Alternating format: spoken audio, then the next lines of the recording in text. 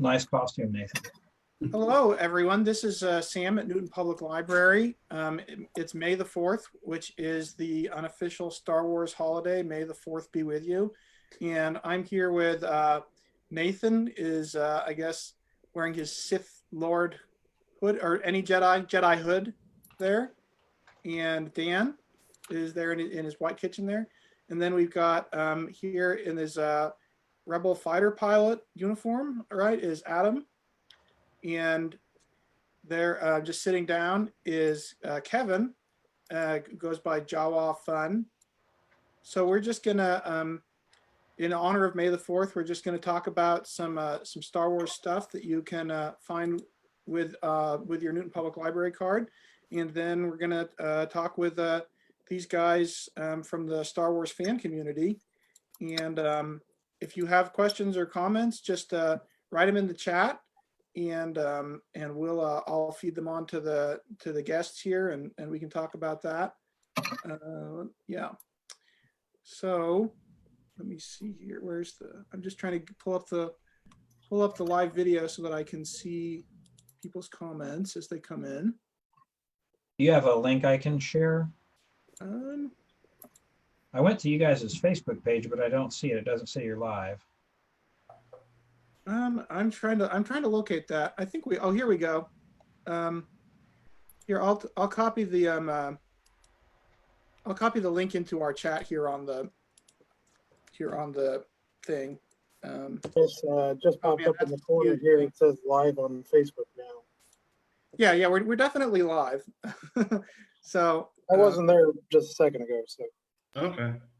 Yeah, there we go. And let me close the chat. I'll copy the. Okay, that's the audio from. I'll copy the link into our chat here on this tab. Here on the thing. Darn it. Okay, there we go. Hearing it feedback. Somebody's echoing. Yeah, that was me. Sorry about that. But I got it closed down now, and now I've got the chat up so we can all see that too. So let me see. Did Dan or Nathan? Did one of you guys want to kind of go on Hoopla and show off? Here, I've got to pull up. I'll go ahead and Nathan was going to do that, I thought. Yeah, go ahead, Nathan. Dad jokes, and here's the kind of things you'll find on Hoopla that are Star Wars related. So they've got Solo and Clone Wars and Ahsoka. So they've got audiobooks, books, movies on Hoopla, and you log in with your library card, and usually passwords last for your phone number. And so we've got Hoopla, we've got Sunflower E-Library, we've got the State Library as far as places where you can find books and resources that your library subscribes to, so you don't have to go out and buy new product. So we've got lots of different places where you can find Star Wars stuff through your local library. Yeah, and to access all that stuff, you just need a Newton Public Library card. And while our building is closed, just send us a message on Facebook or send us an email. And if you don't already have one of those cards, we can help you get one. And it's all free, you know. Unlike Netflix, which you have to pay, this stuff is free. So or Disney Plus. Oh yeah, Disney Plus. We were going to talk about Disney Plus, right? Because today they released the last for now at least big Star Wars movie on there, right? Dan, did you end up watching it? No, I haven't had time. Okay. We'll probably watch it this weekend after it's calmed down a little bit on there, because I'm sure that their servers are probably going to be overloaded today. I know as soon as we're done here, we're going to go have dinner and watch that. So nice. Cool. Well, let's start talking with these guys, Kevin, aka Jawa Fun, and Adam.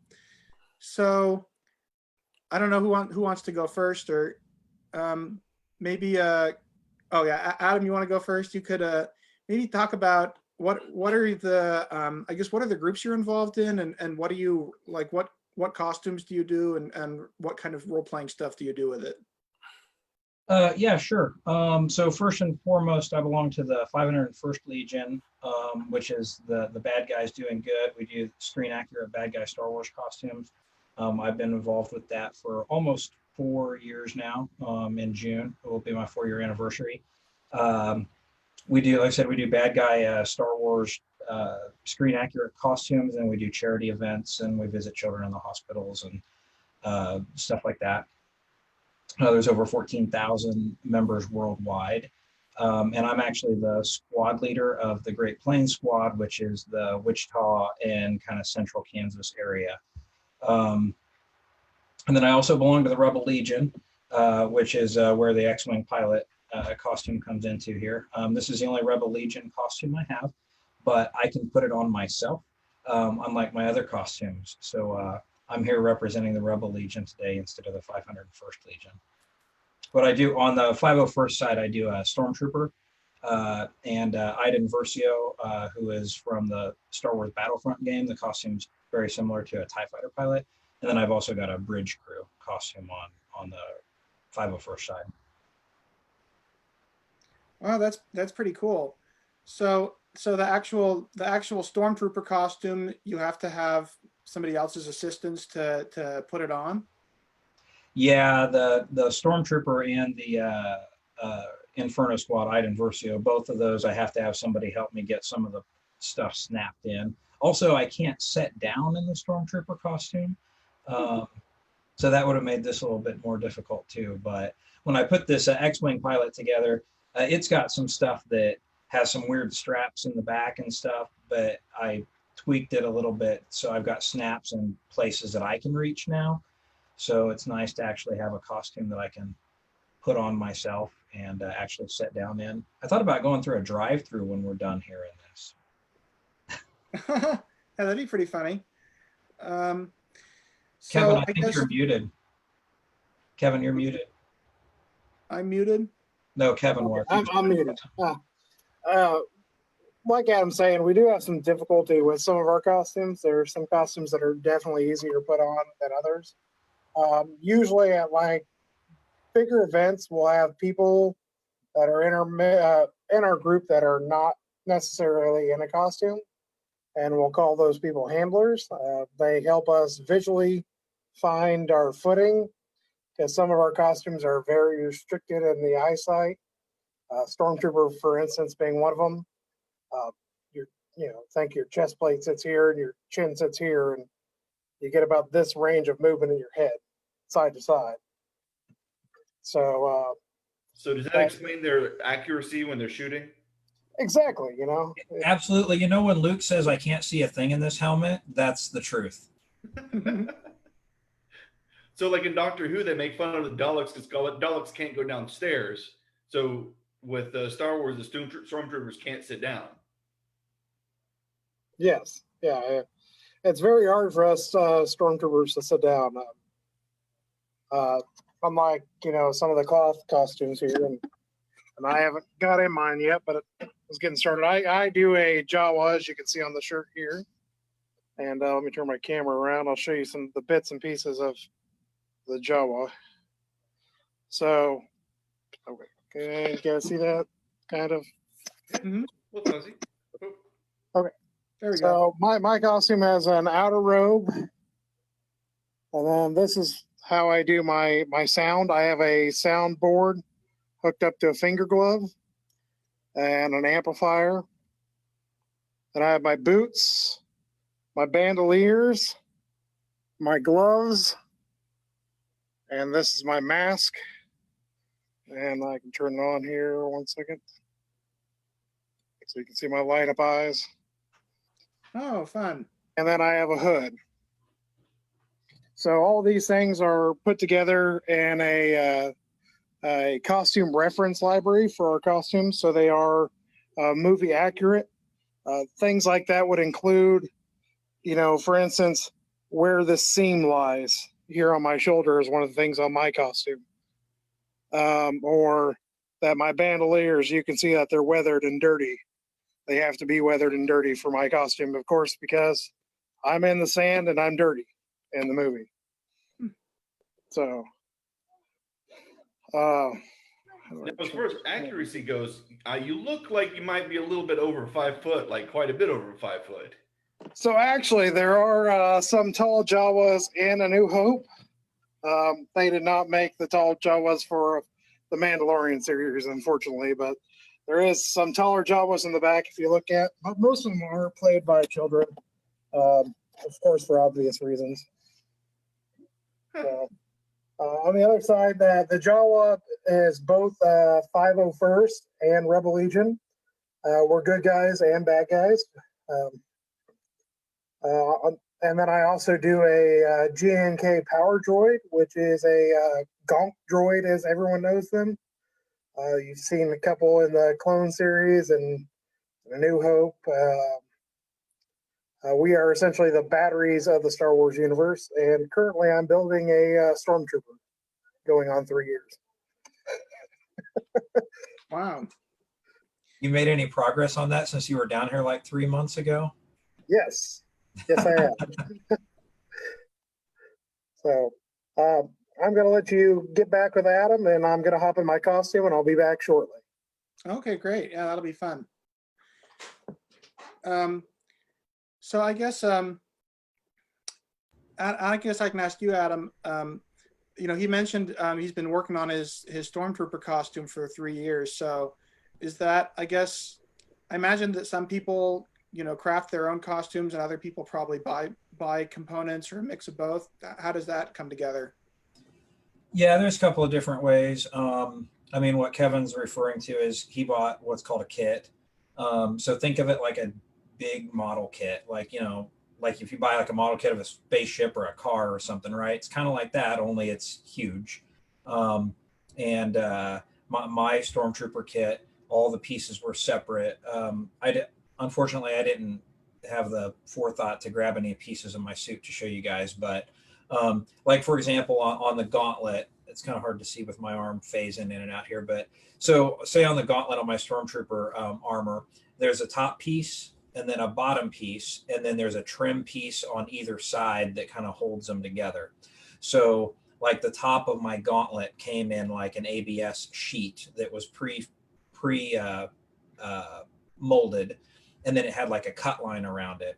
So you start by cutting along that cut line, and you can use like a knife or what we usually use as a Dremel, and you cut the plastic out along the edge, and then sand it down so it doesn't bite into you when you're wearing it.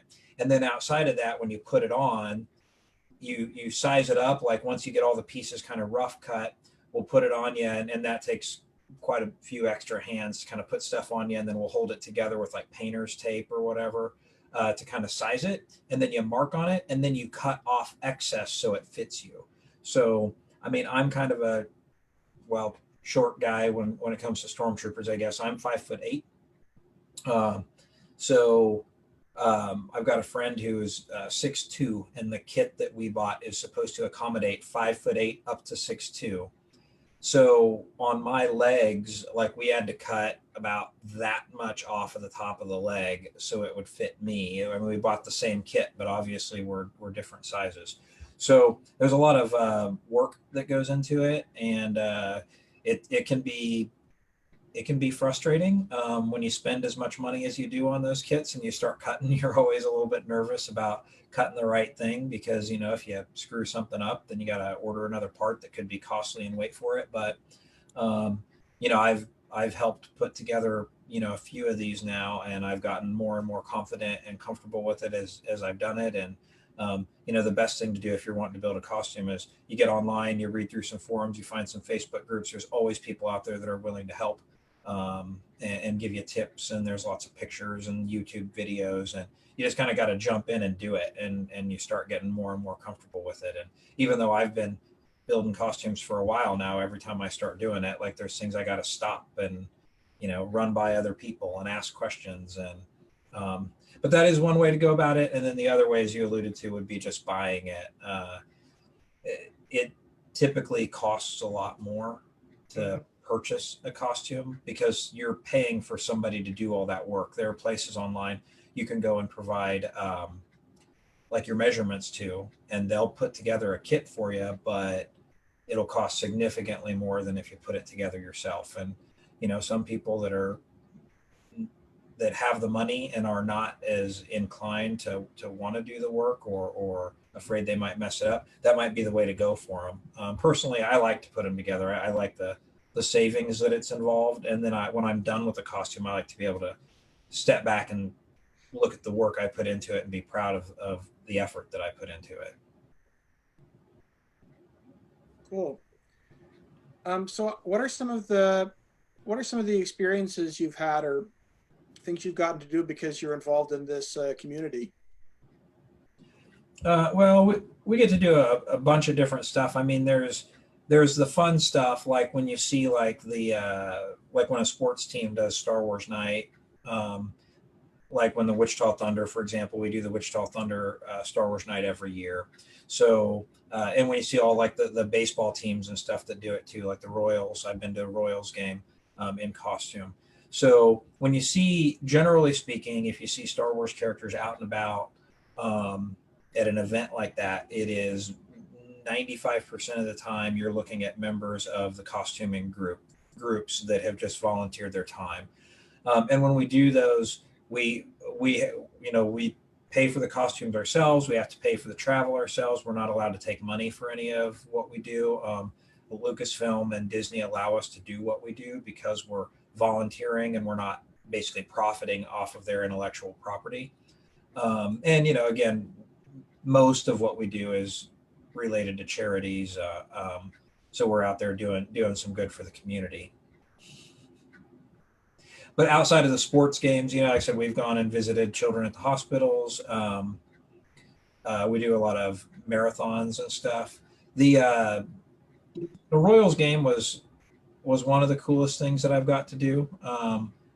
Just because I'm a Royals fan, so it was cool to go to the stadium and get to be there before the gates open and get suited up and kind of see the background, like behind the scenes that most fans don't usually get to see. Cool. You're muted, Nathan. Oh. Yeah, you're muted, Nathan. But it looks like we've got Jawa Fun here now. If you spotlight video, maybe that'll do it. There we go. So hello. I don't know. So in your costume, do you just make the Jawa sounds as a rule, or can you still talk to us?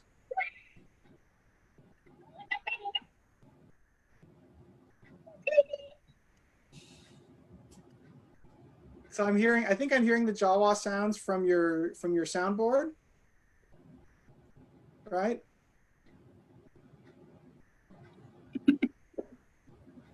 That's pretty neat.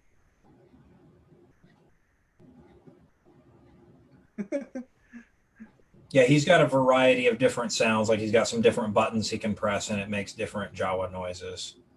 Uh-huh. It's not coming across on here very, very loud, but it looks like he moved his speaker and set it next to the phone. Oh yeah, there we go. Yeah, so you can hear that like the movie. That's pretty cool. Here, I'll go to gallery view so we can keep seeing the Jawa here and continue to talk. Yeah, so I guess all the different characters have are involved in this together, right? Well, we're definitely two legions for one force. We're the good guys for bad guys doing good, and the good guys for doing good. Yeah, and there's outside of the Rebel Legion and the 501st Legion, though, there's also Dark Empire that does custom Sith characters and custom kind of bad guy like underworld characters. And then there's the Mandalorian Mercs that do custom Mandalorian costumes. They've seen a surge in popularity after the Mandalorian came out on Disney Plus earlier this year. And then there's also the droid builders, and they build droids like R2 and stuff. And generally, we all work together. Like, occasionally there'll be a request for just 501st, but, we're just one group or the other. But 99% of the time, we're all working together. So even though we're separate organizations, most of the time it kind of feels like we're all just one big group. Cool. There's a droid group in Wichita, right? Well, we've got a droid builder here in Wichita. There's not, yeah, there's one guy that has built R2, and then he's also built a battle droid, like the cannon fodder battle droid from the prequel movies. And he's actually 3D printed. He's not animated or anything. He's basically like a giant action figure. He can kind of pose his arms and turn his head, but he's not animatronic. Um, but Dustin is also currently working on building a C3PO, and he's going to 3D print him, but he's actually building an animatronic robot that'll go inside of it.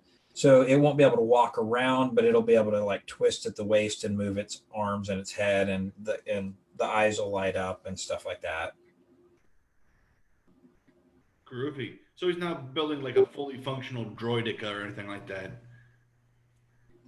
Yeah, no, well, I don't know. Boy, that'd be tough. A destroyer droid. I don't think those things are kind of top heavy. I don't know that they would actually work in real life. I don't think so. So what was it like for you guys? I mean, what was it like for you guys when the latest movie came out? You know, how does that go over in your community? The movies are always fun. We usually try to set up what we when we go out and we do an event, we call it a troop. So we usually try to set up a troop at a movie theater. And when Rise of Skywalker came out, we were fortunate to be able to go to both Warrens, the East Warren and the West Warren here in Wichita, one on Friday night and one on Saturday night. And that's always a lot of fun because most of the people coming to the theater on a weekend when a Star Wars movie is released are coming there to see Star Wars. So that, you know, they're pleasantly surprised when they walk around the corner and they see us in costume. And that's always a lot of fun. And actually, this year we had Dustin, who built R2 that I was just talking about. One of his new costumes he just recently put together is Chewbacca. So we actually had Chewbacca with us this year at the Warren Theaters for the movie too. Hopefully movie theaters will still be around by the time another Star Wars movie comes out. Oh yeah. That's a thought. Yeah. Well, and I guess, you know, Star Wars, is that something that you guys have been into since you were young kids? And that kind of led to your involvement in the fan community and stuff, or did you pick it up? I'm going to say that I was kind of a late bloomer. I got on Star Wars when I was in teenage years, and I found about this group through some friends that also did Ren Fair or Renaissance festivals, and so I've been in the cosplay circuit from an early age in the Ren Fair circuit, and got into this. I've been in this for about 3.5 years, 4 years maybe. And it's been a great experience. I'm just gonna say also, I noticed that I heard that you were talking to Adam about the different costumes, and that some of the resources that we have. Somebody, if they're interested in, say, a bad guy costume, or that they can go through the 501st.com, or the good guys, you'll go through the rebellegion.com. And we have what we call CRLs, or costume reference libraries, that go into very detailed descriptions of what those costumes would entail. And then there's forums that you can sign up on there to help navigate you to find materials and resources to build those costumes. Cool. For instance, like the Jawa is part of what's called the Crate Clan. And that's all the descendants from Tatooine. So you got your Jawas, you got your Tusken Raiders, you got your Gamorrean guards. All those costumes are in that group with that forum. And they have a lot of WIPs, or work in progresses, threads that help you build that character. Yeah. So. Well, that sounds pretty neat. And have you guys thought about? I mean, do you like keep planning out new costume projects, or are you pretty much happy with what you got? We're never happy with what we got. Never happy. It's like a kid with a new toy on Christmas. You know, you play with it for 5 minutes and you want something else. Well, and Kevin mentioned earlier that he's been working on his Stormtrooper for some time now, and I made a joke about it just because he's had it and been working on it in some form for quite a while. And there's just constantly ongoing jokes with people in the costuming community about starting new projects before they're done with their existing one. And even when you're finished with something and it's done and it's approved, you're still never happy with it. I mean, it's like they talk about directors and artists never being happy. They never finish their projects. They just abandon them. It's kind of like that with costuming too. You're always like, you get done with one event and you're like, oh, that bit me in a place I didn't expect it to. So I'm going to go home and do some more sanding or do some more tweaking. Or, you come home and every time you take your suit off, you're inspecting it for damage that may have been caused, a piece that might have cracked or a hole that ends up somewhere where you didn't expect it. And so there's always maintenance involved as well. Soundboards going out, speakers are getting dropped. Your hand almost catching on fire because your battery almost catching on fire because the battery gets hot. Yeah. So when Halloween comes about, do you have to is there always an event to go to on Halloween, or do you spend a lot of time picking and choosing which costume you want to wear or uniform? As far as that is, it just depends on the how it plays out in the year.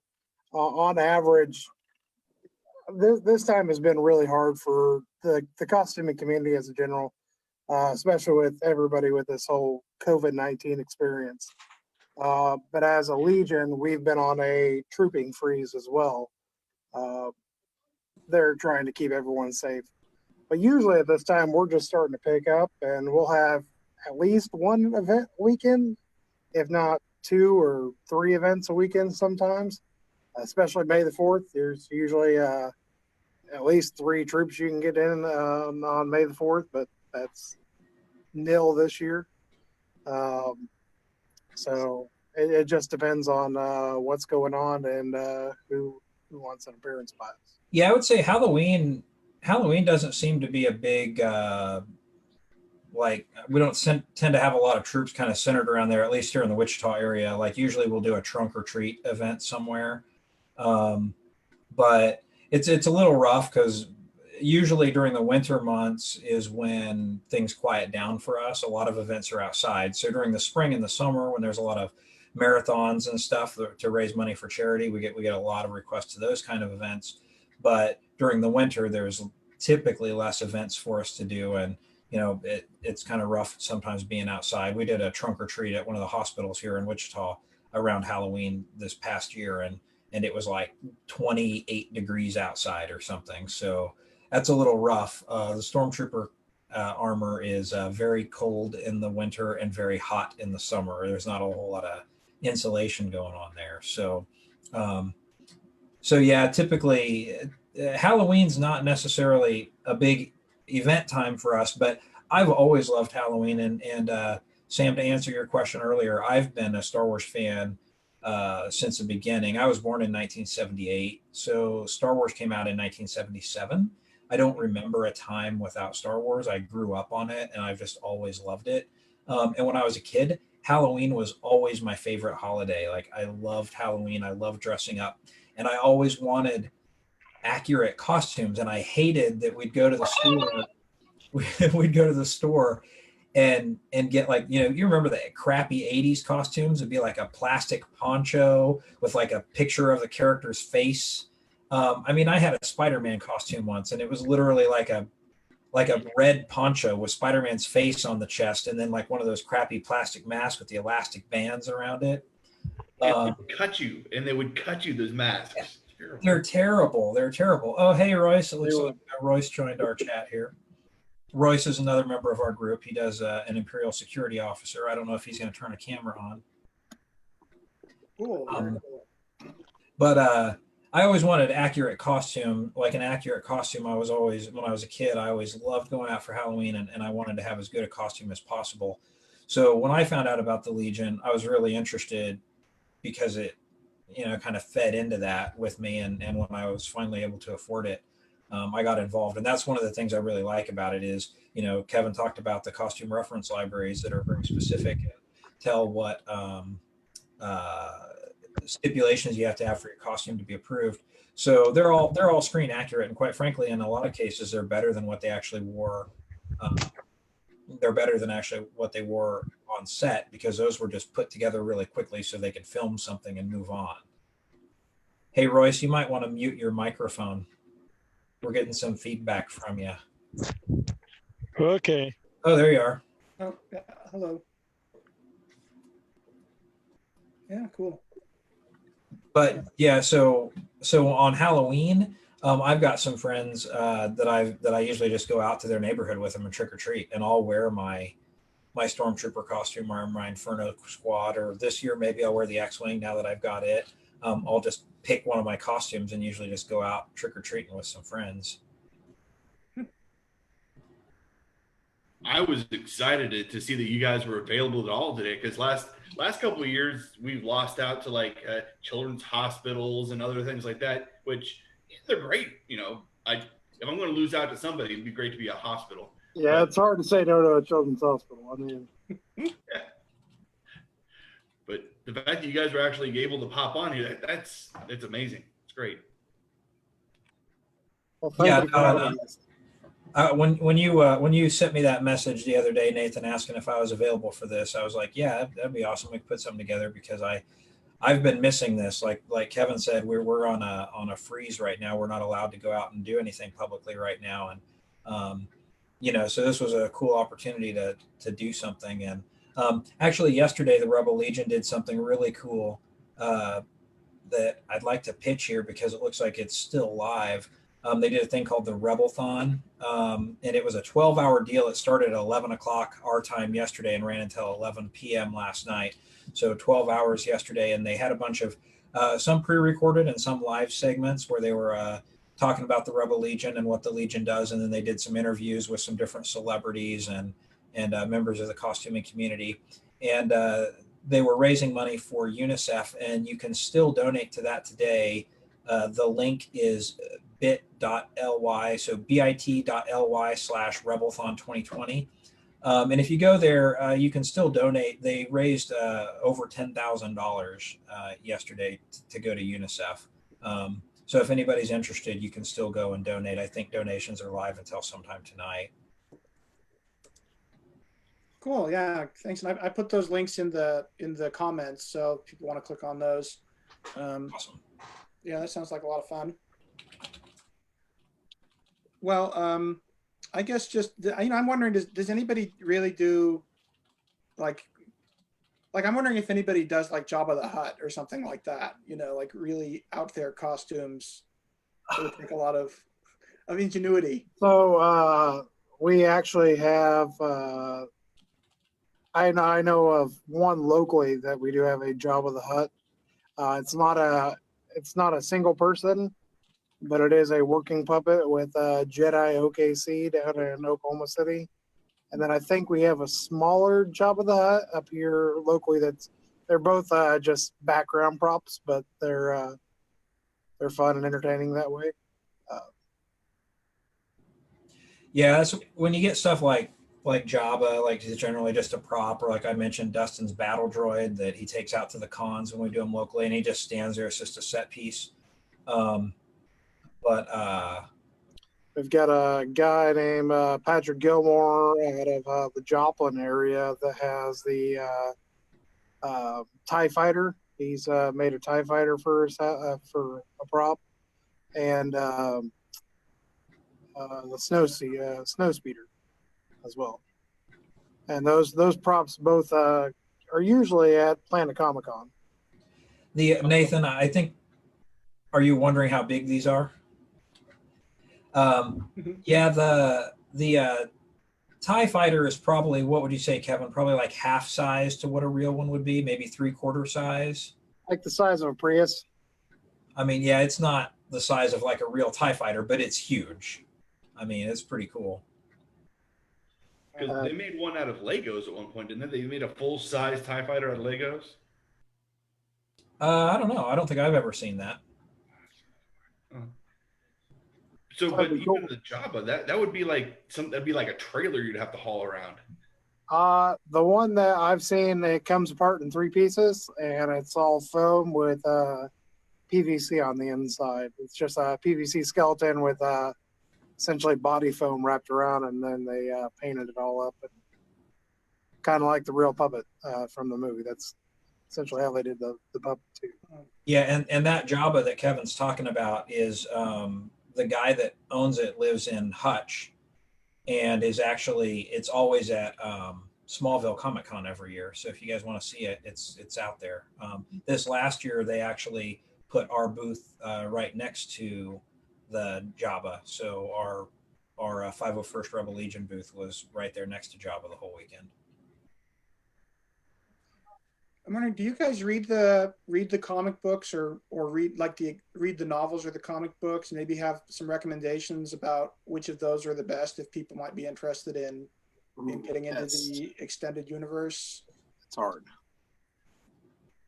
So I read all of the adult Star Wars novels and all of the comic books. I don't read all of the young adult or the books that are for like little kids. I don't read most of those, but I read all of the what are classified as the adult novels and the comic books. Um, out of those, there's some hits and misses. Some of them aren't very good, but off the top of my head, Rogue One Catalyst was one of my favorites. Then there's another one called Alphabet Squadron that's about pilots that I really liked a lot. There's a young adult novel called Lost Stars that's actually really good. It's kind of a Romeo and Juliet in the Star Wars universe book. It follows two. It starts with kids that are on a planet together, a boy and a girl, and they kind of grow up together and they become romantically involved, and then they both go to the Imperial Academy, and one of them ends up splitting off and becoming a rebel. And so there's a little bit of a Romeo and Juliet thing because they're from kind of different worlds at that point. And that book is a young adult book, but it is excellent. It's very, very good. I think what got me into the Star Wars books was definitely the classic Heir to the Empire by Timothy Zahn. And that series, unfortunately, it's not canon anymore. I don't think it ever was. But he does have some newer novels that I've been reading, which is the Thrawn series, the Thrawn trilogy that he's came out with. And that's pretty much what I've read in the Star Wars world recently. So it's worth noting. Kevin just mentioned that that the Heir to the Empire trilogy isn't canon anymore. So for readers who are interested in Star Wars, it's a good thing to know that in 2014, Disney made a proclamation that all of the comic books and novels and video games up to that point that had been released were no longer a part of the official canon or the official storyline. And the only things that was at the time the 6 films and then the Clone Wars film and animated series. And then they said that everything published going forward would be in the canon. So that's where I started making sure that I read everything because it all counts now. But what they've done is they've continued to print those older books like The Heir to the Empire, but at the top of them now it'll have a banner that says Legends. So if you get a newer printing of a book that's no longer a part of the official canon, it'll say Legends across the top, so you know you're reading something that isn't officially considered a part of the storyline anymore. Cool, yeah. Well, and as you guys, I was just looking, we've got the Sunflower e-library and Hoopla, and as you guys were listing these off, like Heir to the Empire, I found we have on the Sunflower e-library. I know there's a bunch on Hoopla as well, so. There's also What's the book with all the stories in it, Adam? It's like a whole collective of stories. From a certain point of view. Yeah, that one's a really good one too. That it's got some hit and misses in it, but it's like 20 or 30 stories in It's one actually book. that one's 40. So that came out on Star Wars 40th anniversary, and it was called From a Certain Point of View. So it was 40 short stories celebrating 40 years of Star Wars, and they're all different authors. So you get a whole bunch of different stuff, and there's some stuff I didn't care for in there, and some that was really good. So, that's kind of an easy one to jump into because it's not like a really long novel. You get in, just kind of pick and choose and read these little short stories. I'm gonna give you a hint. The Jawa story in it was my favorite. Just no biased opinion. Not at all. Yeah. I actually read all the comic books as well, and they've been since the coronavirus thing locked us all down. There's not been hardly anything until today. The new Dr. Aphra #1, the #1 comic in her new line, just came out today. I haven't had a chance to read it just yet. What are some comics you would recommend, Adam, to some of the viewers of the Star Wars world? I think out of all the comics that have come out since the new canon came around, I think the best stuff has been the Star Wars main line. There's just a title called Star Wars, and then there's another title called Darth Vader, and they've broke Star Wars into two. So it ran for, I can't remember how many issues, until they cut it off, and then they started fresh with #1 again. But the first run of the Star Wars main line took place in between A New Hope and The Empire Strikes Back. So it fills in that gap. And then when they cut it off was when they reached the beginning of The Empire Strikes Back timeline. They stopped that series. And then a few months later, they came back with Star Wars #1 and they started it over again. But it starts where Empire Strikes Back ends and it's the current run that's filling in the gap between Empire Strikes Back and Return of the Jedi. And then also the Darth Vader comics, this is called Darth Vader, and it's actually on its third run. So the first run of the Darth Vader comic ran concurrent with the first Star Wars line, which took place in between A New Hope and Empire Strikes Back. And then they ended that, and then they started a new line that took place in between episode 3 and episode 4. And now the current line that's running is running concurrent again with the main line that takes place between Empire and Jedi. But those have been really good too. The Vader ones have probably been my favorite out of all the new stuff that's come out. It's been really interesting. We got to spend some time on Mustafar. We got to see Darth Vader's castle be built and the reasons behind why he had it built and what's going on there. Was pretty cool. So yeah, there's some good stuff out there. So they give you the reason why he decided to put lava through his castle? Essentially. So without getting into too heavy a spoiler territory, there's the place where his castle is built on Mustafar is strong in the dark side, and he was able to commune with a long lost dark side user named Lord Momin through this mask that would possess people. And he's basically attempting to build what is the equivalent of a teenage orc in the Force in an attempt to figure out how to bring Padme back from the dead. I see. It was really good. It's good stuff. And we have another book, Darth Plagueis. Darth Plagueis was an excellent book. It is a Legends book, unfortunately, but it is excellent. And that tells the story of Darth Plagueis the Wise, who was the master of Sidious.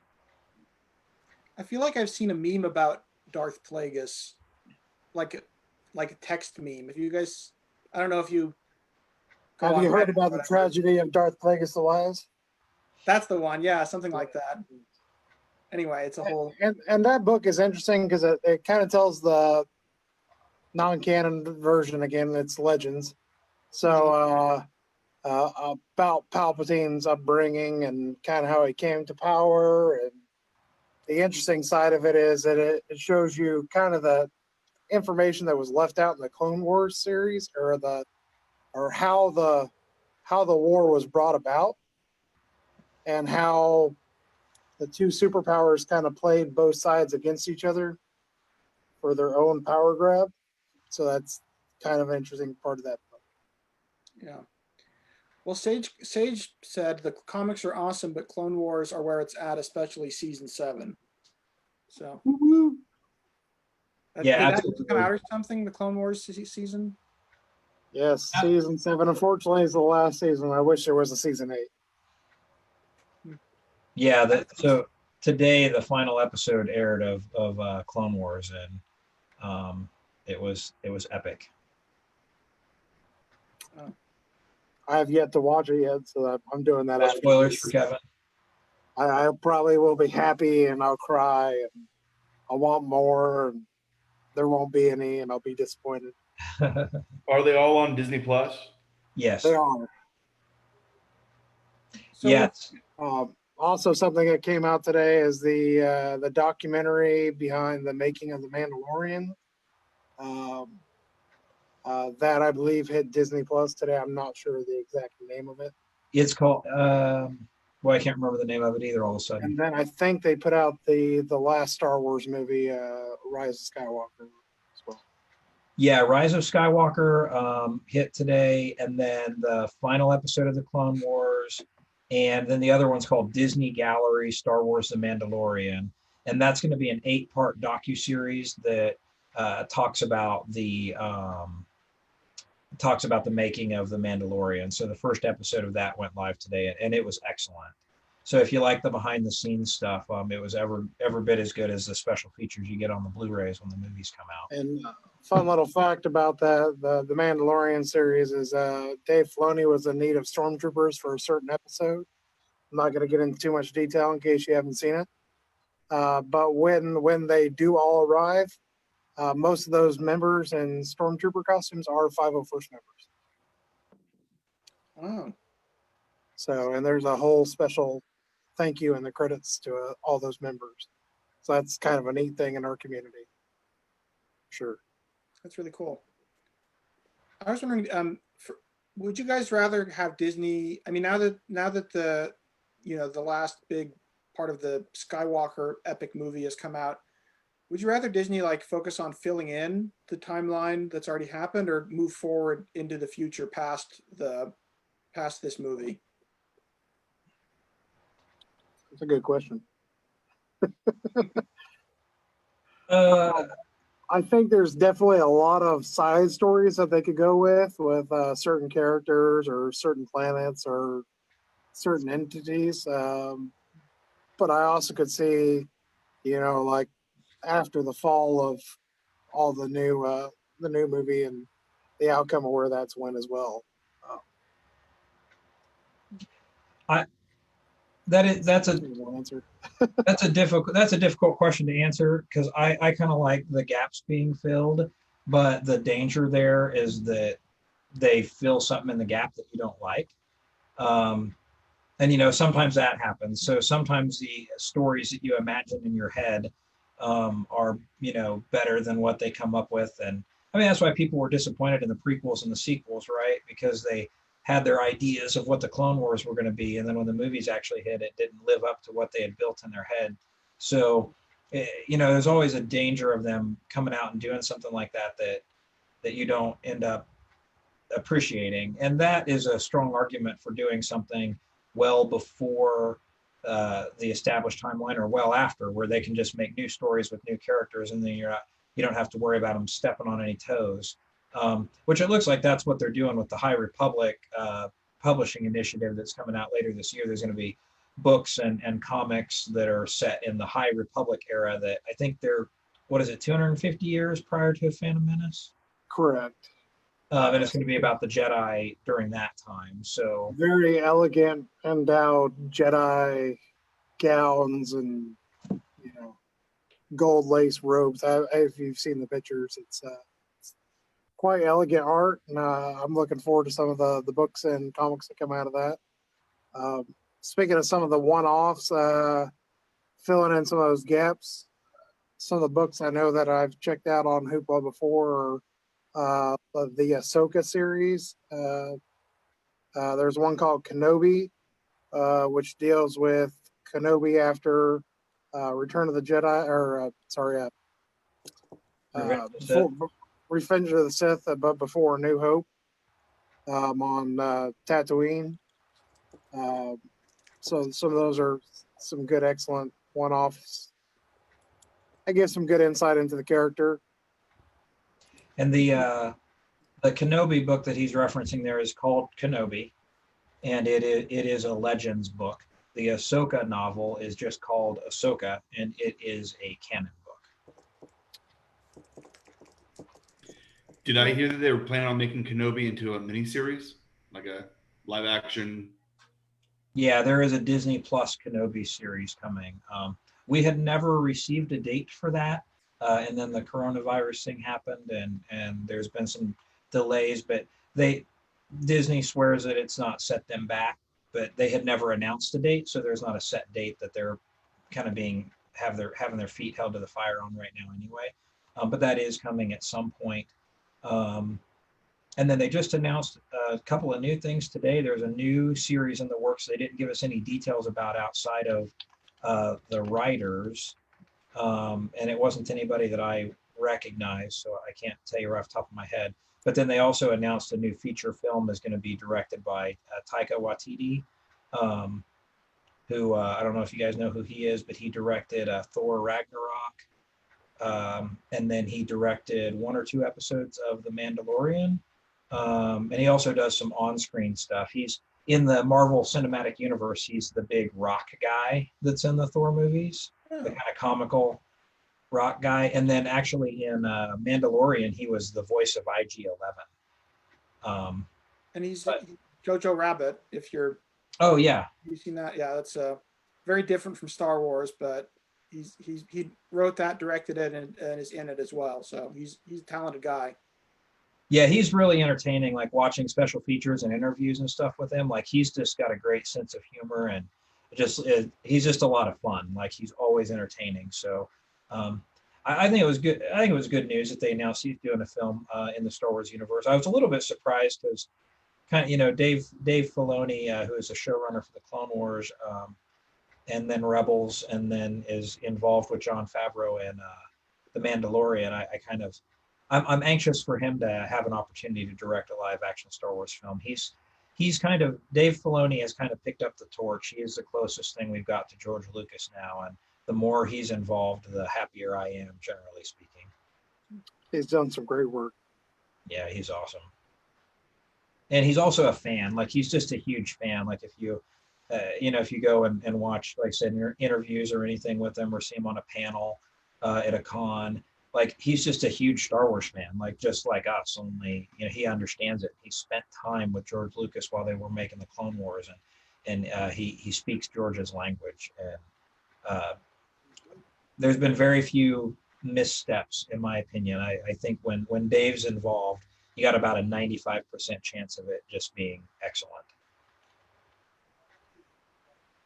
So I learned something new today about Star Wars Day, May the 4th, that apparently it was first mentioned in the news. The first time it was documented was when Margaret Thatcher got her first time in office, that she was the first female prime minister. It was May the 4th, and they put an article, to help, congratulate her. It says, "Congratulations, May the 4th be with you," for Margaret Thatcher from her party, which had nothing to do with Star Wars or anything else. But they said it like that, so everybody understood it was like a Star Wars reference. But that's the first time it was really in print, documented.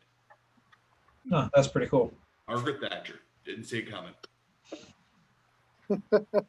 So for obviously we're the Newton Library. So if people are interested in connecting with your guys, like the local group, is there a Facebook page or something, or a website that they can check out? Yeah, Kevin mentioned earlier 501st.com and then rebellegion.com. Those are kind of the two main ones. But our local group is the Great Plains Squad. And we're Wichita and the surrounding areas. We actually have 20 counties within kind of central Kansas. And that's GreatPlainsSquad.org. And if you go to that site, you can see information about uh, our local group and any public events that we've got scheduled. Right now, there's nothing on there because, like I said, we're not allowed to do anything right now. So it's a little quiet right at the moment. But there's links there where you can get a hold of us directly. If you have an event that you'd like for us to show up at, you can go to 501st. You can go to any of those websites that I just mentioned and request an event. Or if you've got questions about joining, you can go on there. If you're local to Wichita and the surrounding areas, what I recommend is if you go to GreatPlainsSquad.org, you can communicate with us directly from there. Ultimately, you can go to one of the other sites, but then they'll just end up sending you to us since we're the local resource. And Kevin actually lives up in the Topeka area, and he belongs to Firehawk Squad. So I appreciate him jumping in. And we're the 70th Explorers is the one we use for our group up there, which he belongs to down here as well. So right, yeah. So the 500 it's a different squad. Yeah, the 501st Legion is kind of the worldwide organization. That's the umbrella. That's the group we all belong to. But then from there, it's broken down further into garrisons and squads. So we belong to the 70th Explorers Garrison, which is all of Kansas and most of Missouri. And the 70th is in reference to I-70 that runs up through Kansas City and St. Louis. The majority of the members in our garrison are centered in the St. Louis area and the Kansas City area. And they're in St. Louis, we have the Gateway Squad. And then in Kansas City, Topeka area, we have the Firehawk Squad. And then the Great Plains Squad, like I said, is we're Wichita and surrounding areas. And when you join the Legion, you end up in whatever garrison and squad your region dictates. So if you live in Wichita or Newton, say, and you join the Legion, you would end up in the Great Plains Squad because that's your geographic region that you belong to. Okay, cool. Well, thanks. It sounds like a lot of fun and a great group, and I think it's a neat resource for people, and just a lot of fun to explore with Star Wars. So, do you guys, Nathan, Dan, do you guys have any other questions, or Kevin and Jawa Fun? I mean, Jawa Fun and Adam, do you have anything else to add before we call this a wrap? Just thank you very much for attending. Yeah, thank you for coming. It was very great. Thank you for having us. Yeah. Oh. Yeah. Cool. All right. Well, may the 4th be with you. All right. Bye. Thanks, guys. Have a good one. Have a good one.